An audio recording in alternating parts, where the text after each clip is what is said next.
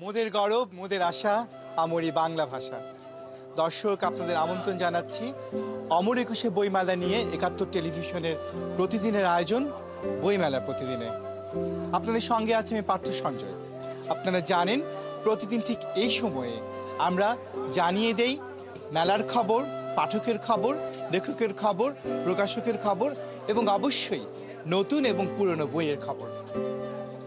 আজ মেলার তৃতীয় দিন এবং ২০২৫-এর বইমেলা একটি পট পরিবর্তনের পরে অনুষ্ঠিত হচ্ছে, যে বইমেলার মূল প্রতিপাদ্য জুলাইয়ের গণঅভ্যুত্থান, নতুন বাংলাদেশ বিনির্মাণ।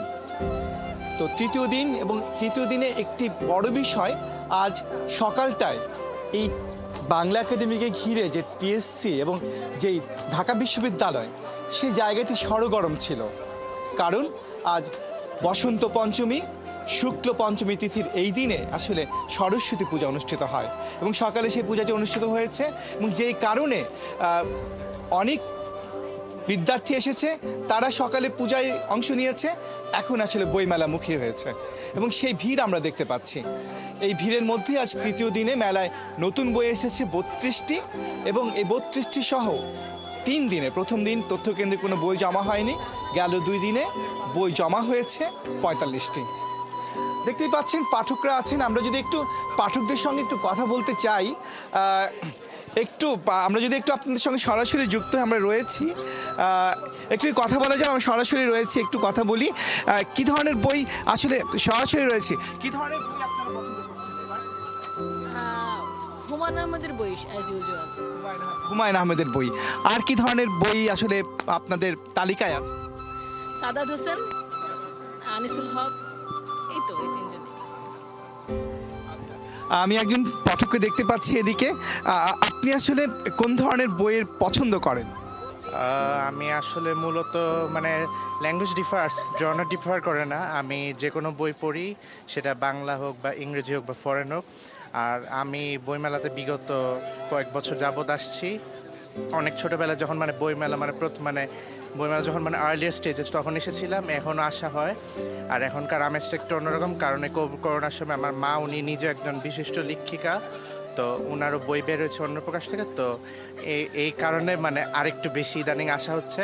তো না বইয়ের যে ব্যাপারটা, সাদাত হোসেন বলেন, তারপরে যে জনাব হুমায়ুন আহমেদ, উনি তো আজকে আমাদের মাঝে নাই, তো লেখক লেখিকা যেই হোক, তারপরে যে সেলিনা হোসেন, এনাদের সকলের লেখা খুবই ভালো লাগে। আর এনাদের রচনাবলী আমাদের বাংলা সাহিত্যের ভাণ্ডারের এক অন্য সম্পদ, আমি সেটা মনে করি। মেলার পরিবেশ কেমন লাগছে? পরিবেশ খুবই অন্যরকম। এটা যেহেতু প্রথম কয়েকদিন এখনো সেভাবে জমে ওঠে না। আমি তো সেই সকালের দিকে এসেছি, বাট ওভারঅল প্রতিবারে যেমন লাগে ওরকমই লাগছে। খুব একটা পরিবর্তনের কথা বলছিলেন না পাঠক। আমরা সেই পাঠকের সঙ্গে কথা বলছিলাম, বরাবরই তারা স্টেরিওটাইপ যে বলে, তারা বলছিলেন হুমায়ুন আহমেদ, সেলিনা হোসেন এবং হালের জনপ্রিয় লেখক সাদাত হোসেন, এই বৃত্তের মধ্যে তারা আছেন। কিন্তু নিশ্চয়ই সিরিয়াস পাঠকরা এর মাঝেই আরও অনেক অনেক সাহিত্যের খোরাক তারা বেছে নেন। আমরা সেই পাঠকরা কী ধরনের বই পছন্দ করেন, এবারের পট পরিবর্তনের বইমেলা কেমন, সব কিছু নিয়ে কথা বলবো। আমাদের সঙ্গে আছেন, আমরা অন্য প্রকাশের স্টলে দাঁড়িয়ে রয়েছি, অন্য প্রকাশের অন্যতম পরিচালক সিরাজুল কবির চৌধুরী, তিনি আমাদের সঙ্গে আছেন। তিনি আবার অভিনেতাও। আমরা ছোট্ট করে ওনার ডাক নাম হচ্ছে কমল ভাই। কমল ভাই বলেই বলছি এবং জানতে চাই সেটা হচ্ছে যে অন্য প্রকাশের এবারের বইমেলার আসলে কি কি আছে? আসলে তো আমরা সারা বছর এই বইমেলার জন্য অপেক্ষা করি এবং সবচেয়ে আমাদের যে এই সময় সবার সাথে দেখা হয়, আপনাদের সাথে, পাঠকদের সাথে। তো একটা জিনিস এবার মনে হলো যে সর্বাধিক সংখ্যক প্রকাশক এবার অংশগ্রহণ করেছে। আমার ব্যক্তিগত মেলাটাকে খুব উচ্ছলই মনে হচ্ছে, কিন্তু একটু অপরিচ্ছন্ন এখন পর্যন্ত মনে হলো। আজকে তৃতীয় দিন, আমার ধারণাটা হয়তো এটা সামনে ঠিক হয়ে যাবে, আর একটু জায়গাও একটু কম কম মনে হচ্ছে। তো আমরা প্রতিবারের মতো এবারও হয়তো আমরা 50 থেকে 60টা বই নিয়ে আসবো।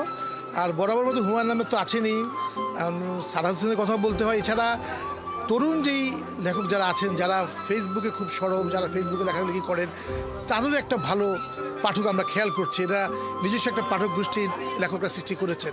এটা আমি মনে করি আমাদের জন্য খুব একটা ভালো সংবাদ যে তরুণরা লেখালেখি অনেক করছেন এবং দিন দিন কিন্তু প্রকাশকও বাড়ছেন, তার পাঠকও বাড়ছেন। এই প্রসঙ্গে আবার ফিরবো, কিন্তু তার আগে জেনে নিই, বলা হচ্ছিল যে পরিবর্তনের বইমেলা এবং কতটা পরিবর্তন দেখছেন এবং সামনে আরো কি কি দেখতে পারেন বলে আসলে মনে করছেন? কোনো পরিবর্তন চোখে পড়েছে? আসলে পরিবর্তন ব্যাপারটা তো আপেক্ষিক। আমরা তো আসলে সবসময় পাঠকদের জন্যই আমাদের লেখালেখি বা আমাদের এই প্রকাশকের আমাদের বইগুলো প্রকাশ করি। এখন পরিবর্তন এটা এখন বলার একটু কঠিনই হবে, এটা একটা সমসাপেক্ষ ব্যাপার। তো এখন আমরা তো সবসময় পরিবর্তনের পক্ষেই ছিলাম, তো এখন এটা এই মুহূর্তে আমি আসলে কোনো কমেন্টস করতে চাচ্ছি না। তবে বাংলা একাডেমিতে যে পরিবর্তন দেখলাম, যে এবার প্রকাশকের অংশগ্রহণটা একটু বেশি ছিল, সেটা একটা বড় পরিবর্তন, যেটা হয়তো আগের সময় হয়তো অনেকে অংশগ্রহণ করতে পারতো না, এবার ব্যাপারটা একটু ইজি হয়েছে সবার জন্য। আপনি বলছিলেন অন্য প্রকাশ এবার 50 থেকে 60টি নতুন বই আনবে বা এর মধ্যে কিছু চলেও এসেছে। এটি গেল কয়েক বছর তুলনায় বাড়লো না কমলো? কাছাকাছি কাছাকাছি আসলে এই বছর বা গত বছর কাগজের দাম এতই বাড়তি যে এই বই প্রকাশ করা, বইয়ের দাম রাখা একটু প্রকাশকের জন্য কঠিন হয়ে গেছে। তো সেই জন্য আমরা মানে অনেক বই শুধুমাত্র দামের আধিক্যর কারণে আমরা হয়তো করতেও পারছি না, অনেক হিসাব নিকাশ করে আমাদেরকে বইগুলো করতে হচ্ছে। তারপরেও আসলে আমি বলছি হয়তো এটা আরও বাড়তে পারে, কারণ আমার মনে আছে গতবার আমরা মেলার শেষ দিনে বই বের করেছি। এবার আমি বিষয় বৈচিত্র্যের কথা জানতে চাই।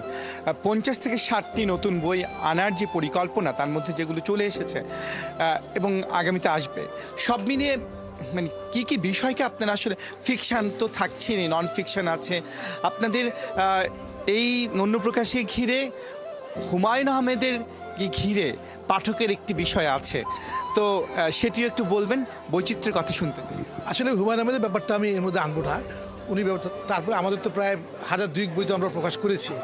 যেহেতু হুমায়ুন আহমেদ একজন লিজেন্ডারি লেখক, ওনার ব্যাপারটা কারোর সাথে আমি তুলনা করব না। তবে আমরা বরাবরই দেখেছি যে উপন্যাসের কাটতেই বেশি। তো এই বছর তো এটা ঠিক, আমি তো এই মুহূর্তে আপনার লিস্টটা বলতে পারছি না। একটা বড় অংশ কিন্তু আমাদের তরুণ লেখক, এটা একটা আশা। এর মধ্যে বিষয় বৈচিত্র্য আছেই, তো কিছু ভালো কিছু বই একটু পরের দিকে আসবে, যেমন হয়তো কিছু আত্মজীবনী, কিছু স্মৃতিকথা, যেগুলো কাজ চলছে, হয়তো মেলার মাঝামাঝি সময় আসবে। তবে বরাবরের মতোই উপন্যাসের চাহিদাই বেশি, এরপরে কবিতার অবস্থান। এখানে যারা পাঠকরা আসেন বেশিরভাগ হুমায়ুন আহমেদকে ঘিরে আসেন, তারা যেন অন্য প্রকার সমর্থক হয়ে গেছে হুমায়ুন আহমেদের। কিন্তু গেল কয়েক বছর ধরে সাদাত হোসেনকে ঘিরেও একটা বৃত্ত তৈরি হয়েছে, কিন্তু তারপর এখনও হুমায়ুন আহমেদের কাটতি কতটা? এটা আসলে আমি অনেক সময় বলি, যদি একজন মানুষ যদি না চিনে, সে যদি মেলায় আসে, সে ভাবতেই পারবে না এই মানুষটা এই জগতে নেই। সে হয়তো ভাববে এই লেখকটা তো ভিতরে কোথায় বসে আছে। এটা একটা, যদি ওনার সঙ্গে অনেকদিন কাটিয়েছি, উনি সবসময় বলতেন যে একজন লেখকের মৃত্যু 10 বছর পর যদি তার বইগুলো যদি পাঠক কিনে, সেই লেখক অনেকদিন টিকে থাকেন। ওনার তো প্রায় অনেক বছর হয়ে গেল, এবং এটা খুবই একটা আনন্দের বিষয় আমাদের জন্য যে হুমায়ুন আহমেদ স্যারের সমস্ত বই আমাদের রিপ্রিন্ট করতে হয়। এবং এটা অদ্ভুত ব্যাপার যে মনটাই কেমন হয়ে যায় উনি এখানে নাই, আমরা ওনাকে অনেক মিস করি। আর সাদাত হোসেনের কথা বলেছেন, উনিও নতুন প্রয়োজনের একটা আদর্শ, তারও দিনে দিনে বইয়ের বিক্রি বাড়ছে এবং তার লেখাও যথেষ্ট পাঠক সমর্থিত হচ্ছে। আপনি বলছিলেন যে ফিকশন, নন ফিকশন, উপন্যাস সব কিছু মিলিয়ে আবার তরুণদের একটা বড় জায়গাও আছে। তো তরুণদের যে বইগুলো বের হচ্ছে, তরুণ লেখকদের, তাদের আসলে পাঠক কতটা তৈরি, তাদের বই নিচ্ছে? আমি এটা বলতে আমার দ্বিধা নেই, এরা নিজেরাই একটা পাঠক সৃষ্টি করছেন, নিজস্ব যোগাযোগ ব্যবস্থা, নিজস্ব ছোটো ছোটো পোস্ট দিয়ে। এবং আমি থ্যাঙ্কস দিব, তারা আমাদের চেয়ে পাঠক সৃষ্টি, তাদের ব্যাপারটাই মুখ্য। তারা নিজেরাই ব্যক্তিগত যোগাযোগ করে হোক, প্ল্যাটফর্ম ব্যবহার করে হোক, তাদের একটা পাঠক সৃষ্টি তারা নিজেরাই করছেন। এটা আমাদের কাছে আরও ভালো লাগছে। পাঠক শ্রেণী তৈরি করছে তারা, কিন্তু একটা সাহিত্য মূল্য কতটা আছে? সাহিত্য মূল্য তো আসলে সময় একটা সাপেক্ষে ব্যাপার করে। আমি ব্যক্তিগতভাবে মনে করি এই একটা অবক্ষ সমাজের মধ্যে যে বাচ্চা ছেলেমেয়েরা যে বই লিখছে, হয়তোবা সমস্ত বই মানের তো নাও হতে পারে, তাও আমি সাধুবাদ জানাই। কারণ যারা লেখালেখি করে, যেই বয়সেই হোক, এরা বাকিদের চেয়ে একটু আলাদা। আমি মনে করি এরা সামাজিকভাবে অন্যদের তুলনায় অনেক অগ্রগামী, এবং তাদের চিন্তা চেতনাও বাকিদের আমাদের চেয়ে অনেকের চেয়ে আলাদা। সেই জন্য আমি সবসময় তাকে সাধুবাদ জানাই। বলছিলেন যে হুমায়ুন স্যারের কথা দিয়ে, হুমায়ুন আহমেদের কথা দিয়ে, মৃত্যুর পর যদি 10 বছর তার সাহিত্য টিকে থাকে, তাহলে সেটি আসলে একটা চিরন্তন জায়গায় পৌঁছায়। কিন্তু আপনারা অনেকগুলো সমগ্র আপনাদের আছে, সেইগুলো অনেকটা চিরন্তনই বলা যায়। কার কার সমগ্র আছে অন্য প্রকাশ? আচ্ছা, বেসিক্যালি আমাদের প্রথম টার্গেট ছিল হুমায়ুন আহমেদের। আমরা অলরেডি ওনার 12টা খণ্ড বের করেছি, তো আরও 4টা খণ্ডের কাজ চলছে, আমরা এটা ইমেলে নিয়ে আসবো। তো আমার ধারণা হয়তো গোটা 25 খণ্ড হয়ে যেতে পারে। আর এর মধ্যে আমাদের আপনার মুনির চৌধুরী রচনা বলেছে, সেরিনা হোসেনের আমরা 4টা খণ্ড বের করেছি, সৈয়দ শামসুল হকের উপন্যাস সমগ্র খণ্ডগুলো বেরোচ্ছে।